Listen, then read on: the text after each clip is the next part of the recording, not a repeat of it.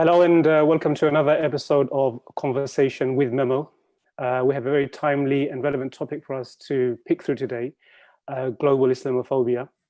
And I can think of no better person to guide us through this topic than our guest today, Professor Salman Sayyid.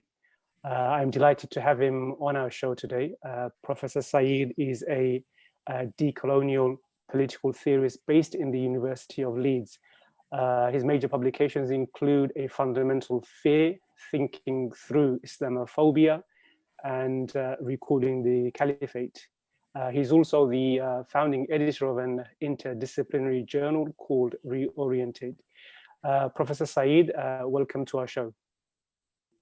Thank you, welcome. I'm glad to be, I'm very well honored to be here. Pleased to have you. Pleased to have you. So before we enter into the meat of our conversation, the geopolitics of Islamophobia, can you help us define the term itself? What is Islamophobia?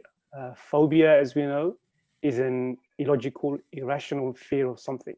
So what does it mean to say someone is displaying phobia of Islam?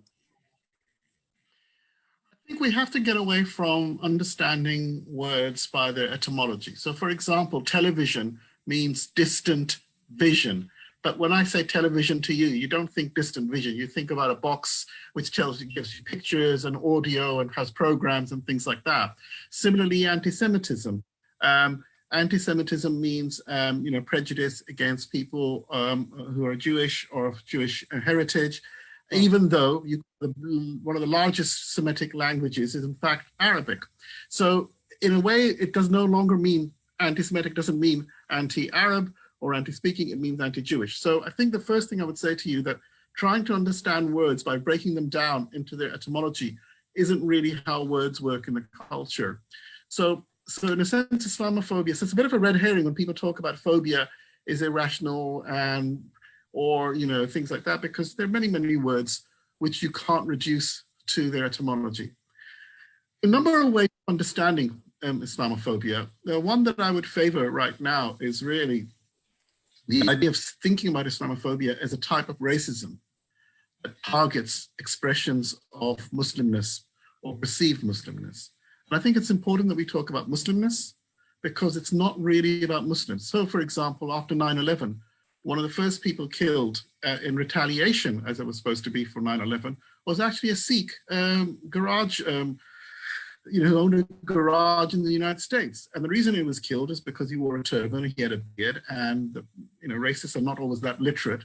And they thought that this man they were killing was a Muslim because the marker of Muslimness for them was beard and turban.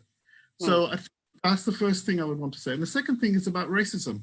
I think we have to understand racism is really, it's about the process of racialization. It's not that races already exist, they're actually made racialized. So if you think about Muslims now, or people who look like Muslims, or people who are perceived to be Muslims, try going through airports. This is before COVID, we could go through airports, let's say. There was a whole panoply of techniques and things to spot a Muslim. So in a way, the Muslims were becoming, the Muslim body, male and female, was becoming racialized. So in that sense, Islamophobia, it seems to me, the most useful way to understand it is a type of racism that targets expressions of Muslimness or perceived Muslimness. So I guess what we're saying is that definitions are a creative process. They don't just simply exist out there. We have to create definitions which suit the time and needs of what we're seeing around the world at the moment. And Islamophobia, hatred towards Muslim, has a specific manifestation.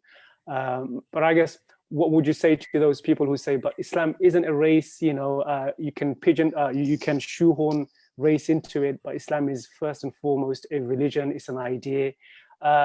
So why bring race into it? Muslims are so vast, so different. Sure, because the problem is this, that one of the issue about races is that it's not that races exist and then you have racism.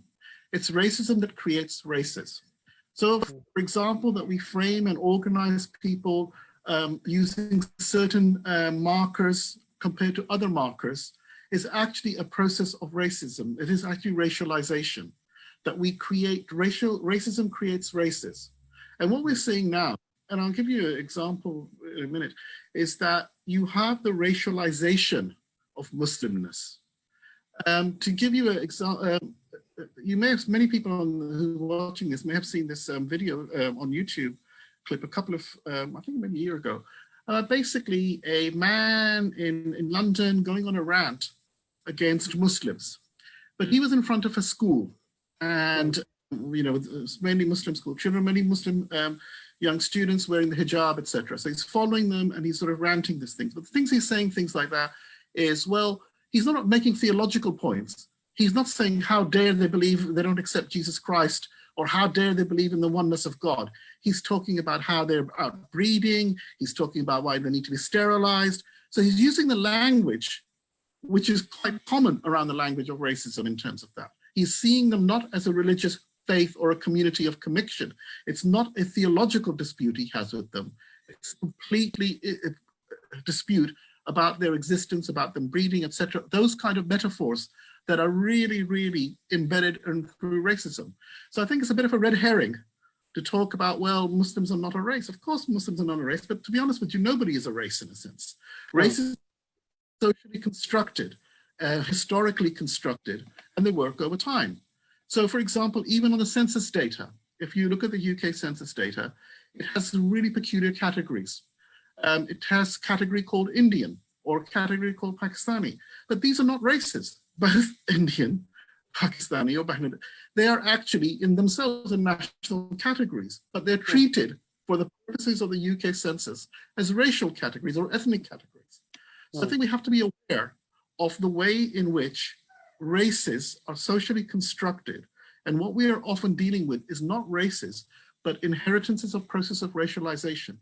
And what we're seeing with Islamophobia is the racialization of Muslimness, because that's how people can read this out. So for example, they will look at a Muslim woman, they don't, or a Muslim man, they don't really engage with their views about theology or faith.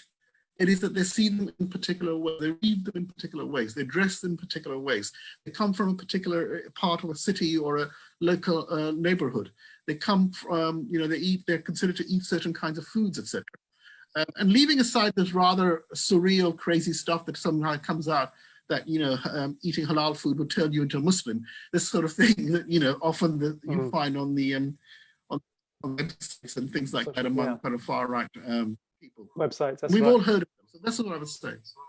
Yeah, I mean, I was wondering if I could get your thoughts on something the European, not European, the Equality and Human Rights Commission on Anti-Semitism, the report on anti-Semitism last week.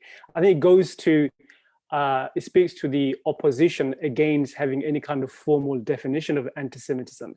I'm making that comparison because that report, as you probably would have read, said that, you know, examples of anti-Semitism within the Labour Party include questioning the fact that anti-Semitism is exaggerated by the media itself, that in itself is indicative of racism within the Labour Party. In other words, questioning the very existence of the problem was itself evident of anti-Semitism.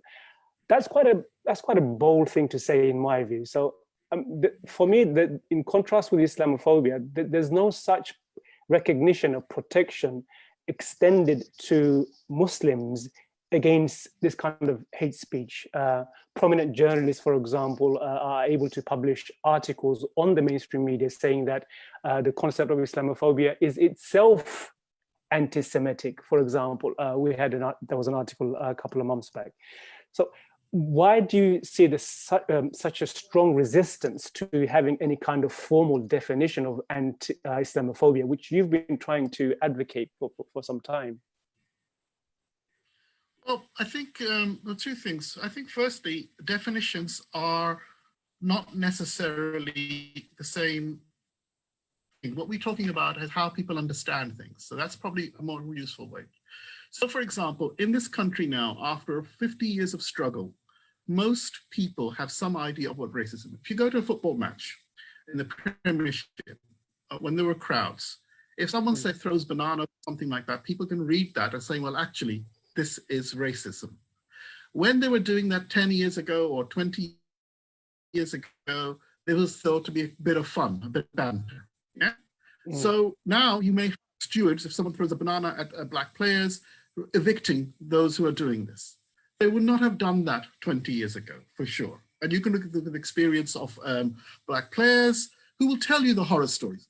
So what's happened is this, that the consciousness of the community has been transformed. And the same people who would deny this was anything wrong with it now recognize there's something wrong with it. Now, that is different than having a legal definition. Most people do not have a legal definition understanding of racism. 10-year-old children do not have a legal definition understanding of racism, but they kind of understand what racism is, and they're able to point it out. So I think similarly with Islamophobia is what you need is not so much a definition which is legally binding, because that comes afterwards. What you need is actually an awareness in the community, in the society, in general way, that look, this is what Islamophobia is. And it is a type of racism because we've already done that kind of work. We can see the same kinds of things. Yeah. You're quite right that there is a contestation of this. The reason, you have to remember this, that every single advance in anti-racism was contested. We always pretend that everybody was against racism, but that wasn't the case. In the 70s, when, for example, legislation in this country was introduced against racial racism, all the comedians were coming out and saying this would be the death of comedy, or there were stories that you wouldn't be able to order black coffee anymore, or there's all this kind of paraphernalia. You wouldn't be able to do anything about crime. You wouldn't be able to do all of these things. So it was constantly contested. It was considered to be, racism was considered to be an infringement of freedom of expression, freedom of speech, etc., etc., etc. So there's nothing new in that. I think the problem right now is that we live in a very kind of presentist culture in which many of our media or other kind of opinion makers don't either reflect back, because they never really cared about that much about these things, and don't actually see that long journey. They're not aware of that 50-year plus struggle, and you could even argue longer than that, to actually change people's understanding.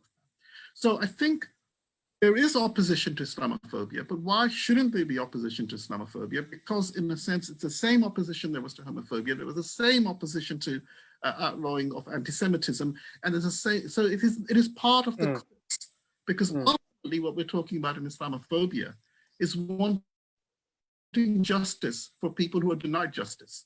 And the expansion of justice is never, if it's going to be meaningful, it's not going to be uncontested. Yeah. So you can see, for example, the EHRC's come out on talking about anti-Semitism, but look at the Tory party's record on Islamophobia. Right. Some of you remember that in the leadership contest for the leader of the Conservative Party, Sajid Javid asked at this sort of live on TV, it was that pledge. Yeah, live on TV, where we can all remember. He asked everybody and they all agreed. Now, I don't know, but you're better informed than I am, but I haven't seen any kind of movement on that issue. And all of this was put down, well, it's too difficult to define, we don't know what it is, etc., etc., etc. So I think we need to be aware. And it's not as though Muslim organizations haven't called for it. A number of prominent Muslim organizations have called for a similar and equivalent report on Islamophobia within the Conservatives. But as you rightly point out, there hasn't been any move towards that. Yeah, it hasn't been picked up by the sort of broadsheets or even the kind of, Fleet Street generally. It hasn't really snowballed that the good and the great of the country, have picked it up. At the same time, we have a situation where, not very long ago, prominent left-wing columnists would write columns saying, I am proud to be an Islamophobe. You cannot imagine a universe in which they would write that I'm proud to be an anti-Semite, or I'm proud to, So I think we have to understand there's a contested terrain because Islamophobia is playing a particular part in society right now. And that is what the issue is. That is what's causing all of this. And I'd like to turn to that now, actually. In the next 15 minutes I would take a look at the broader reason why there is such a pushback against this.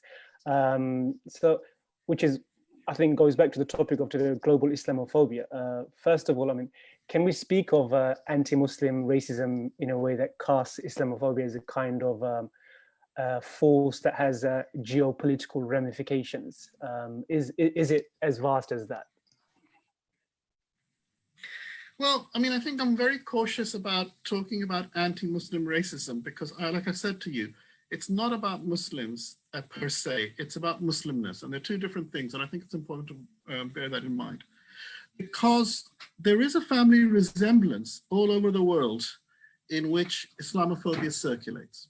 So if you look at what's happening in Kashmir, they often use the same justifications or what the Israelis use, government use in Palestine, or what the use has been of the Burmese government against the Rohingya, or what is being done to the Uyghurs in East Turkestan. So it's not that these things are unaffected, they are connected, not in a sort of conspiratorial way, but simply that they're using similar kinds of techniques. It's the way that, for example, torture, you can see how torture flows from from France, what the French were doing in Algeria, to what the East Germans do later on, that there's a kind of, like any technique, there's a circulation on these things. So all of these flow. So there's the first thing I would say to you, that Islamophobia now exists in the world, and it is used by societies to try and explain why they're not able to achieve this kind of modernization, westernization, etc. What is the major blockage there? And when they need to explain these things, they have the very, very similar metaphor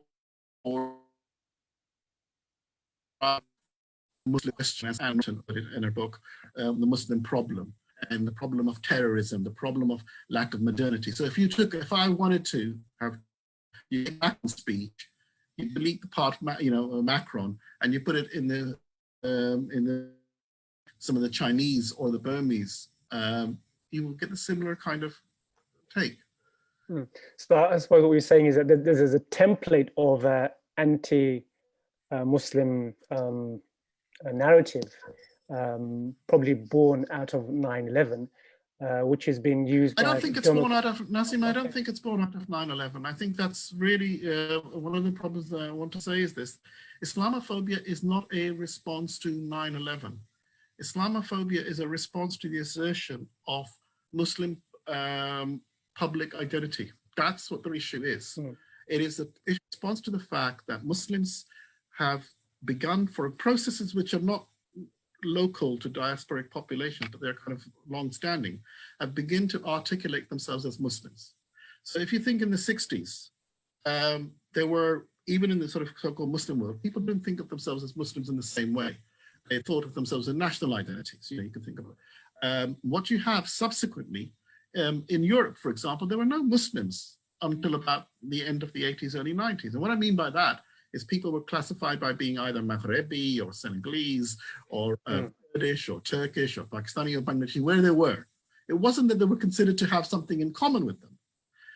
It is the emergence of the category of Muslim, which is a global category, which is the real driver here, I would argue, rather than 9/11, etc. I think because, so just to give you one example, if Islamophobia is a response to 9/11, why is it the Runnymede report in 1997 in this country, which is the major coinage of the term of Islamophobia, comes in 1997, 4 years before 9/11. So they're already responding to something which is happening, which is before 9/11. I guess what you're saying kind of speaks Islamophobia, was also used in 1985 by Edward Said in his book on Orientalism, the second edition of that in 1985. Again, this is before 9/11. So I think there's lots of historical examples you can see that this term is circulating prior to 9/11. Now, maybe 9/11 more visible, but 9/11 doesn't explain what's happened to the Rohingya. There's no kind of linkage in that way. The linkage is in terms of the way that it's expressed. So would it be right to say that the geopolitics of Islamophobia kind of refers to a narrative and the tools that's employed by many regional and global powers to advance colonial objectives and expand their authority and control. So would it be right to connect, for example, the Chinese persecution of Uyghur and also Rohingya and also what's happening in Palestine as a way of saying that they are instrumentalizing the anti-Muslim hatred in a way that wasn't being used in the past? I mean, I'm not sure that they're instrumentalizing it. Instrumentalizing means suggesting that they're away from it, that they're different, they're actually using it. When I would say to you, it actually constitutes their projects. So one way to think about Islamophobia, it seems to me, or part of it, is that neo-nationalist projects throughout the planet express themselves and their rationale through an idea that there is a Muslim problem, a Muslim menace.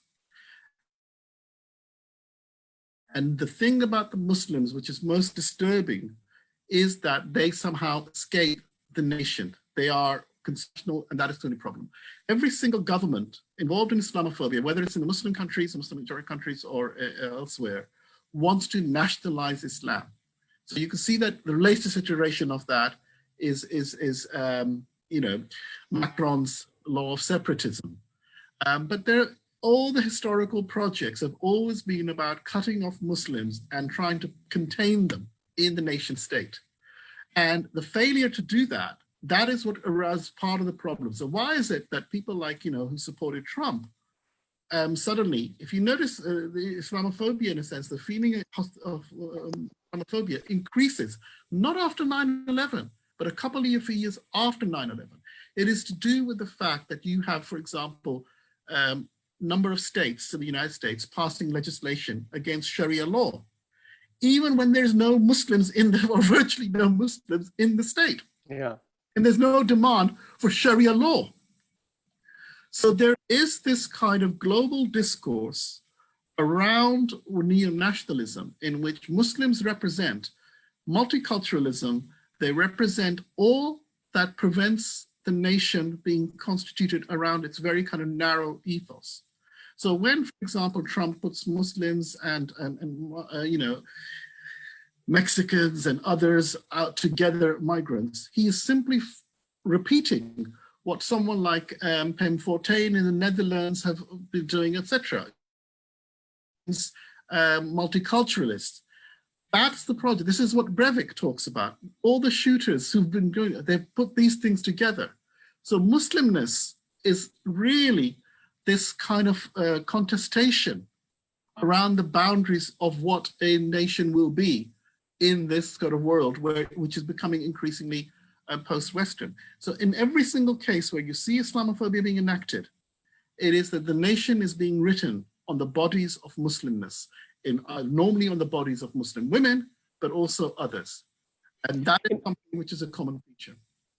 And then, in what way then are Muslim majority countries peddling this? What comes to my mind immediately is the UAE government who following Macron's intervention last week, saying that Islam has a problem and Muslims are separating themselves from the French Republic and dividing themselves, living in ghettos.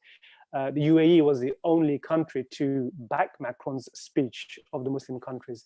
So they're quite happy to do that, it seems to me. I mean, are they just one example, or are there many examples of Muslim countries who are also peddling Islamophobia to secure their interests and also deny Muslims, disenfranchise Muslims?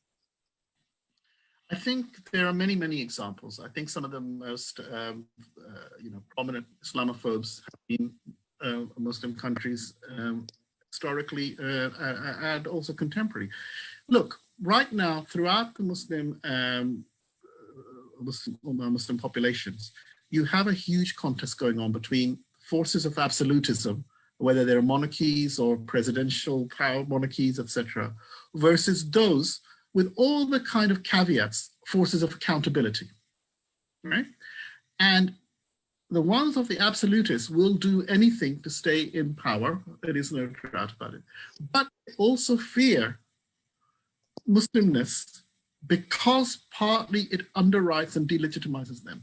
So they wish to create these kind of nationalist, neo-nationalist projects, which really would only have Muslims in their images. And you can see this in many, many different ways. So it shouldn't surprise us, the UAE, but before that, you know, many other, the Ba'athist regimes, for example, were very, very problematic in relation to that. Parts of Arab nationalism was there, or Turkish nationalism up till about 15 years ago had a very problematic relationship with the Muslims. What's happening in Bangladesh, you can see those kind of tensions being played out. What is the role of Muslimness in the construction of these countries? And whether that Muslimness is considered to be something that can be tamed by the political elites, or it is something, because it is so huge, because it's transnational, it cannot be controlled by any one government, which then creates problems of legitimacy, etc. So I think that's one of the biggest tensions around this, and you can see that in the common alliances. Is that the biggest difference, would you say, between Islamophobia that existed, which Sayyid speaks about in Orientalism in the past, where anti-Muslim hatred was kind of a religious prejudice against individuals, but now it's almost kind of state-led?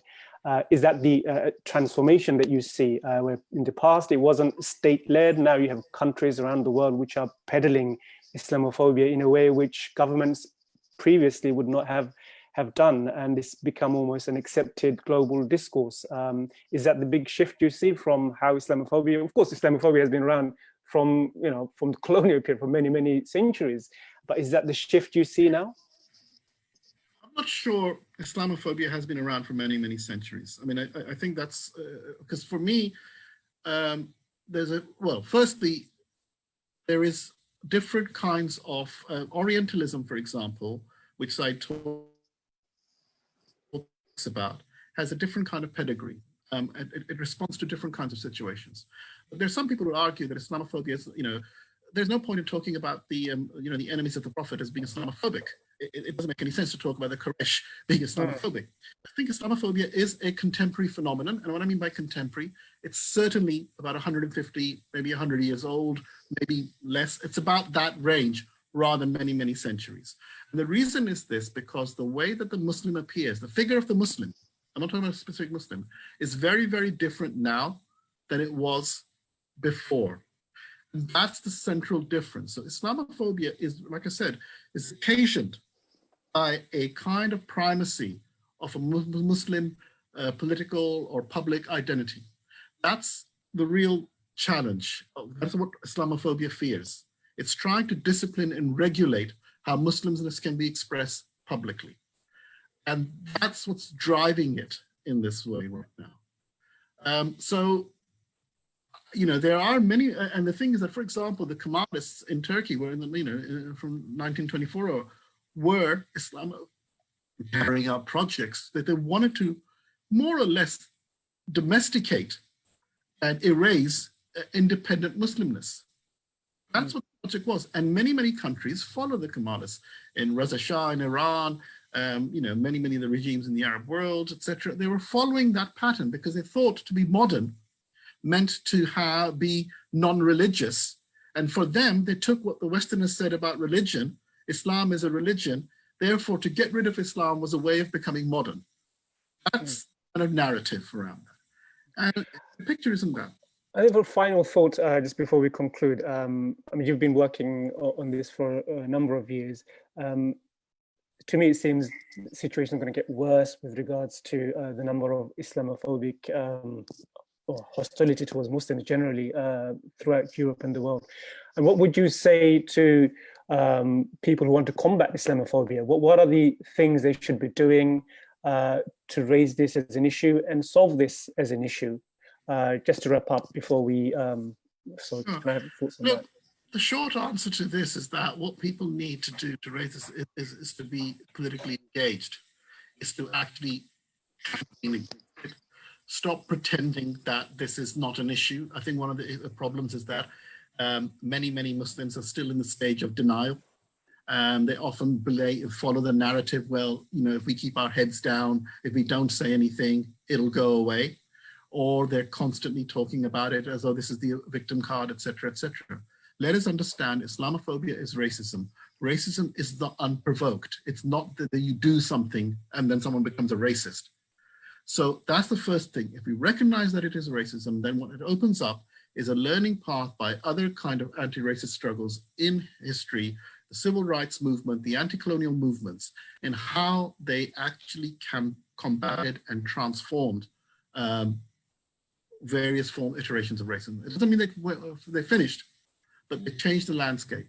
And I think it's incumbent upon not just Muslims, but also non-Muslims and anyone who cares for justice to understand that the threat that Islamophobia poses is not to Muslims.